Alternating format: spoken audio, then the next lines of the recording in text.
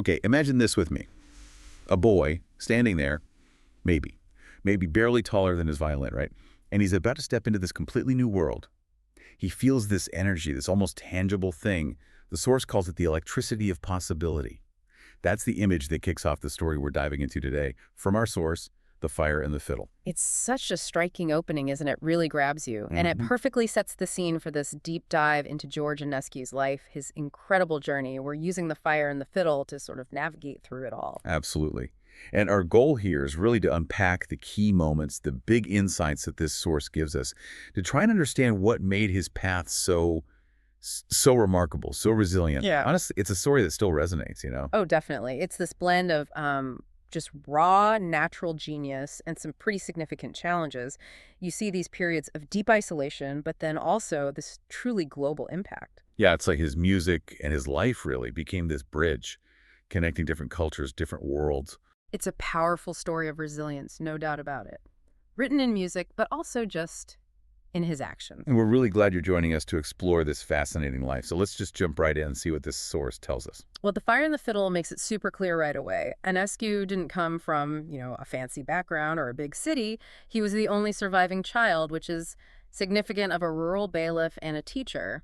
Grew up in a pretty remote village in Romania. Right, so a very humble start, kind of far from the main cultural centers of Europe back then. Humble feels like putting it mildly when you hear about his talent, though.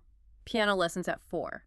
Composing his own stuff by 5. It's hard to even picture, isn't it? A kid that young in that kind of quiet, secluded place, just bursting with musical ideas. Yeah, the source talks about him sort of conjuring music out of that environment, away from the cities, from the silence of the Moldavian plains, as it puts it.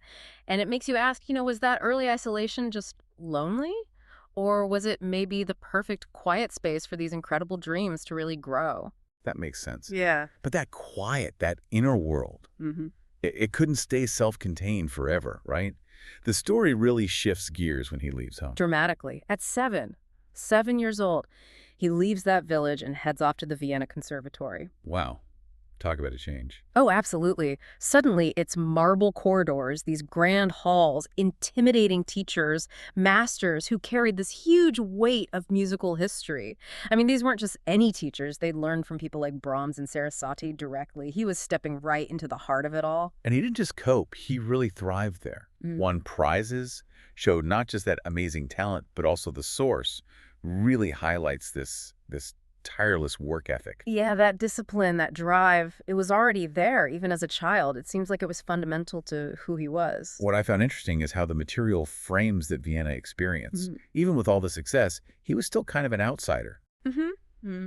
A Romanian kid among Austrians, a child in this very adult, very professional world.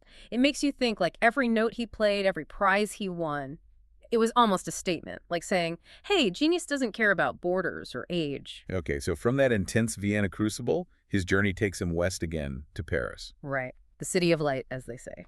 But the source quickly points out also a city of really intense competition, cutthroat even. A different kind of pressure cooker then. Totally different challenge. And there, he's studying under another set of legends, Fauré, Massenet, Gedalge, giants of French music. And again, he stood out. The source mentions his originality, his spirit, how he managed to make his mark even in a city just overflowing with young musical talent. And talk about making a statement at just 16. He unveils his first big orchestral piece, Poema Romana. Right, to Paris's elite. This wasn't some quiet little debut. It was bold. It was him saying, here's my voice, blending symphonic ideas with these deep Romanian roots. But it wasn't all smooth sailing, was it? The source mentions Paris could be pretty tough on outsiders. Yeah, cold to outsiders is the phrase used. And apparently he faced some real skepticism, specifically because he was Romanian.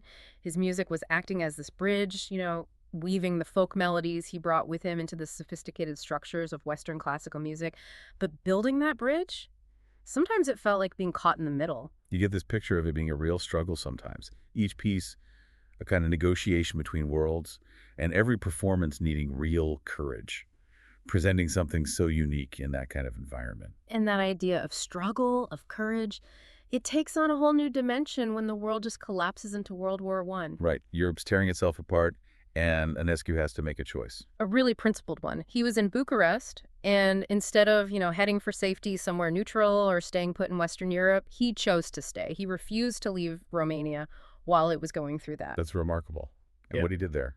It's incredibly moving. The source tells us he'd go play his violin for wounded soldiers in hospitals.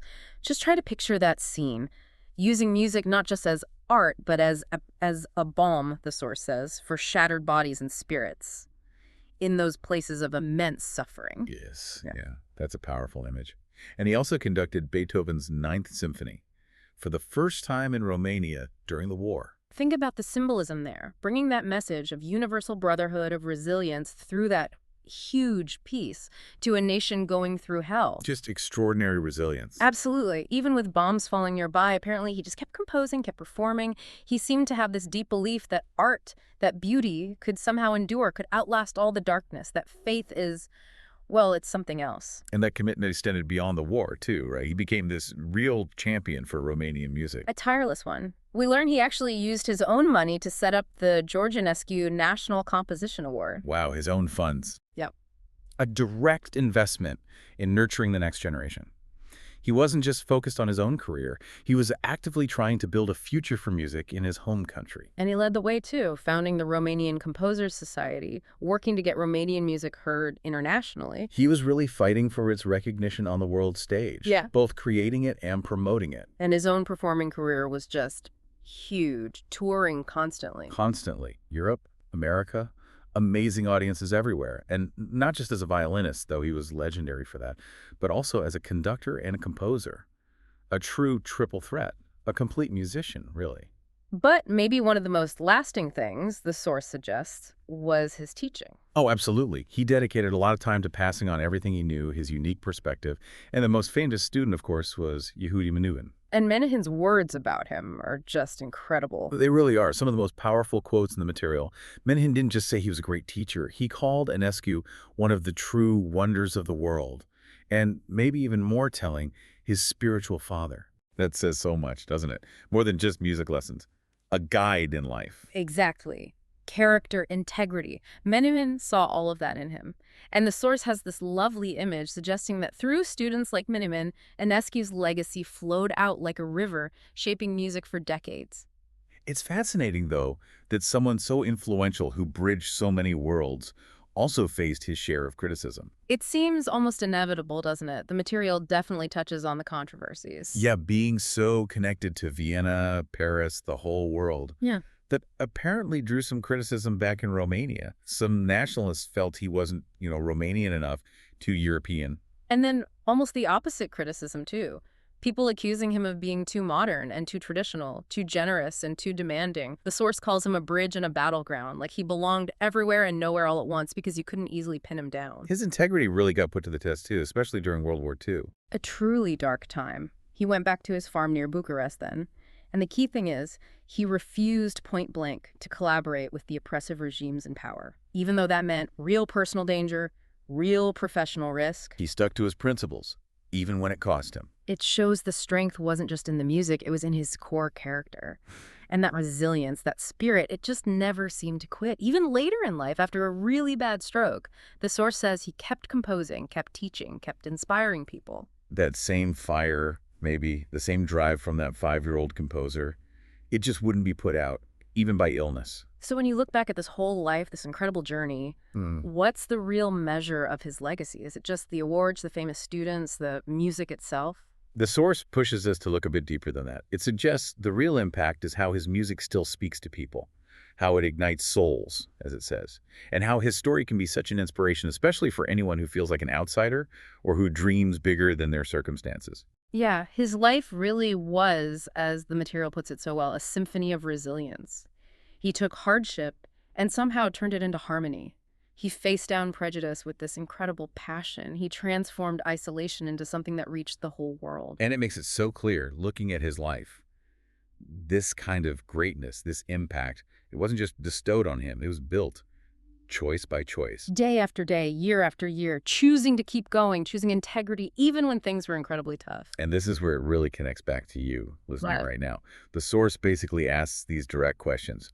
What will you do with your challenges, Yeah. the obstacles you face? Right. Will you let the world set your limits? Or will you try, like Enescu, to use every difficulty, every setback as a kind of stepping stone, a way to get stronger? Will you dare to play your own tune, to express what's unique about you, even if the world doesn't seem ready for it? Let Enescu be that inspiration. Just remember that boy from that forgotten village who, through sheer talent, willpower, and integrity, basically conquered the musical world. Vienna, Paris, everywhere. And he didn't do it by fitting in, by conforming. He did it by daring to be completely himself, pushing boundaries musically and personally. The source leaves us with these really powerful closing thoughts, almost like a challenge or an invitation. Dare to be the bridge. Dare to be the fire in the silence. It's this potent reminder, isn't it, that your story, just like Inescu's, has that potential. The potential to make a difference, maybe change your own world, maybe the wider world too. One note, one action, one brave choice at a time.